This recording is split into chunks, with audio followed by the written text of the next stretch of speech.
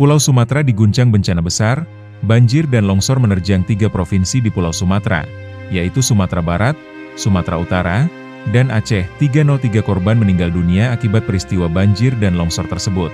Video banjir bandang dan longsor pun tersebar luas di media sosial. Salah satu fenomena yang paling mencolok adalah ribuan kayu gelondongan yang terbawa arus banjir bandang hingga menumpuk di sungai dan pesisir. Warga yang menjadi korban pun banyak melaporkan arus deras sungai dan banjir bandang tak hanya membawa lumpur dan kotoran, tetapi juga kayu gelondongan besar. Dilansir dari tribunnews.com, kayu-kayu gelondongan yang hanyut terbawa arus bukan hanya sisa pepohonan yang terseret di sepanjang sungai, namun diduga terkait penebangan organisasi lingkungan. Seperti Walhi menyoroti bahwa gelondongan kayu yang hanyut adalah hasil penebangan liar, illegal logging, dan aktivitas perusahaan di kawasan hutan Batang Toru, Tapanuli Selatan dan Tapanuli Tengah. Dugaan proses penebangan hutan, termasuk praktik ilegal atau illegal logging di kawasan hutan pun mencuat. Walhi menyebut, hutan di Sumatera, terutama di bentang alam harangan Tapanuli, mengalami tekanan akibat pembukaan lahan. Aksi pembukaan lahan pun mengurangi fungsi hidrologis hutan sebagai penyangga air.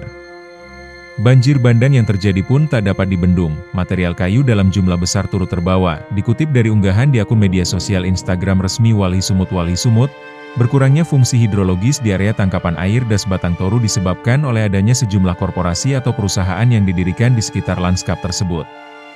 Walhi Sumut pun mendesak agar pemerintah segera memeriksa seluruh izin korporasi-korporasi perusak lingkungan yang berdiri di kawasan hutan Harangan Tapanuli. Banyak pihak menyoroti asal-usul kayu gelondongan dalam banjir Sumatera tersebut, termasuk anggota DPR RI Daniel Johan. Kayu-kayu besar terlihat mengapung tanpa kulit terbawa arus, diduga bukan sekedar pohon tumbang. Sejumlah organisasi lingkungan menilai kayu gelondongan itu juga sisa penebangan hutan yang sudah lama menumpuk di kawasan hulu. Korporasi itu berjumlah 7, yakni Tambang Emas PT Agincor Resources, Marta B, di Tapanuli Selatan 1. PLTA North Sumatra Hydro Energy di Tapanuli Selatan 2. PT Pahae Julu Mikro Hydro Power atau PLTMH, Pembangkit Listrik Tenaga Hidro 3. Mikro, Pahae Julu 4. Geothermal PT Sol atau PT Sol Geothermal Indonesia di Tapanuli Utara 5. Perkebunan Kayu Rakyat, PKR, PT Toba Pulp Lestari di Tapanuli Utara 6. Perkebunan Sawit PT Sagonauli di Tapanuli Tengah 7.